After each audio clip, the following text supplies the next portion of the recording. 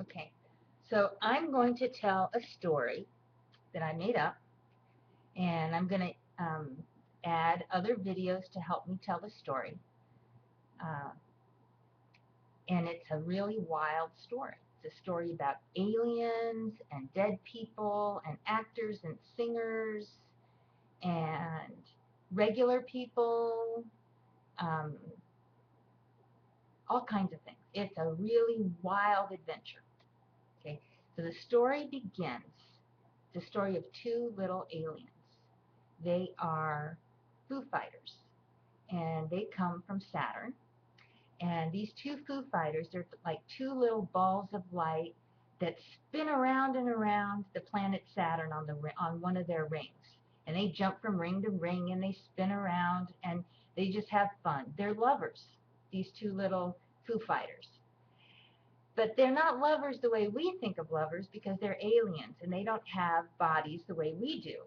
They're like little balls of light, and but intelligent balls of light, far superior to anything we are here on Earth.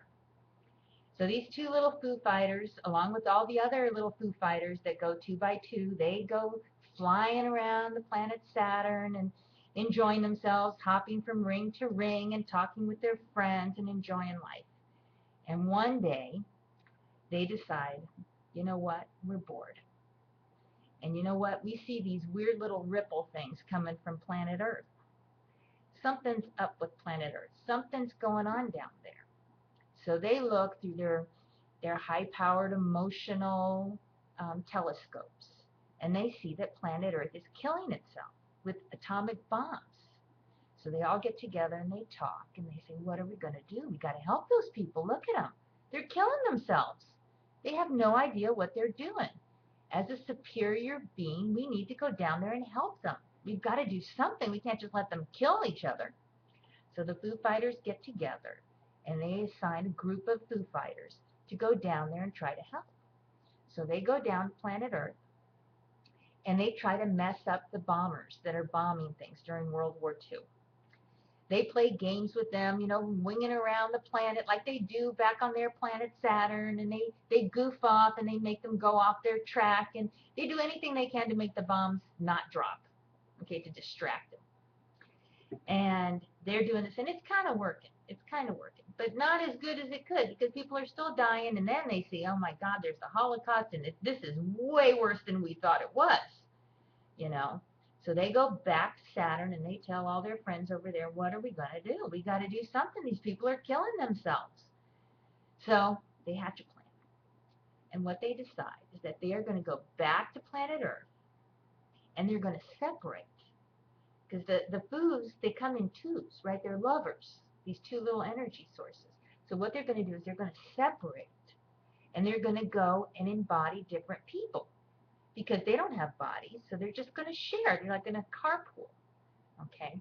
And they're going to go and do this, and maybe they'll even get their own bodies. They'll go into a brand new baby who doesn't have a soul yet, and they will embody that baby. But see, Foos, they're like magnets, right? They always have to get together because they're lovers.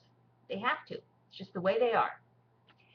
But they figure if they put them in different places, then when they join together like this, hopefully the whole planet will start to join together like this.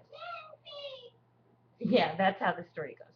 So they'll have them like positioned throughout the world, all in their little separate foo ways, and the two parts will have to join, just like magnets. So they come up with this great idea.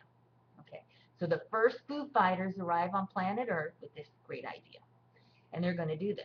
Okay, now nobody knows that they've arrived because everybody's so distracted by what's going on over at Roswell and these aliens landing that they don't see that Foo Fighters, they don't even need a body. They don't have to land on Roswell. No one's ever going to see them. They're energy light sources. Why bring a body? They'll get a rental while they're here. So they do this, but they're very smart. So they think, how are we going to do this? Who do you think we could like get the most bang for our buck? How are we going to do this? So they come up with this idea. The most outrageous Foo Fighter love couple, okay, they separate And one goes into Martin Luther King Jr. and one goes into Marilyn Monroe. And the idea is that they will have to find each other and bring those two factions together. Okay, it's like a merger.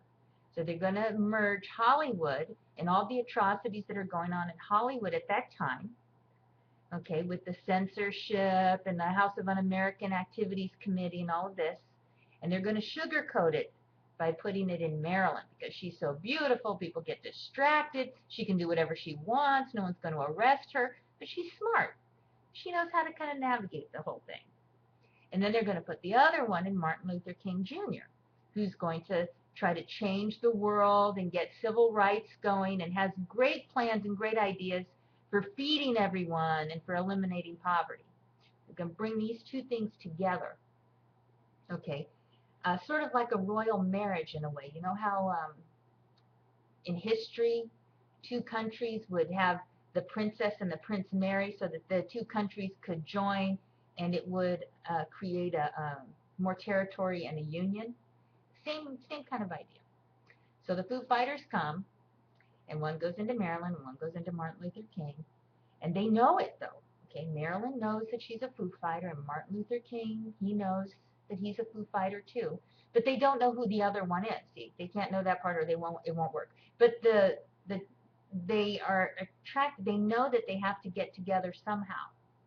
Okay, so this is all in place, and I'm going to stop the story here, so you can see. I'm going to put a tape of Michael Jackson, sort of reenacting the Foo Fighters landing on Earth. The only thing is, if you notice in the video, they never actually land. And the reason they don't land is because, like I said, they're light sources that come to Earth. So they don't actually land. There's no embodiment that actually lands there. But as a human being and as an actor and singer and dancer that he is, that's the only way he can show it, because he does have a body. So he can't act like he's a light source. He's not a light source. He has a body. So he sort of reenacts that whole process. It's like a coming to Earth with sound waves and light, waves, that kind of a thing. Okay, and he shows that, and it's like a historical thing too, because there's more to the story. When they land and they embody a person, they end up tapping into that person's entire reincarnation history. Not just the person they are at the moment, but each person has been reincarnated since the dawn of time. So it taps into all of that. And all of that has been sleeping until the moment that the Foo sort of sparks that little thought in their heads. And then they know. Okay? Let me stop here and then I will continue.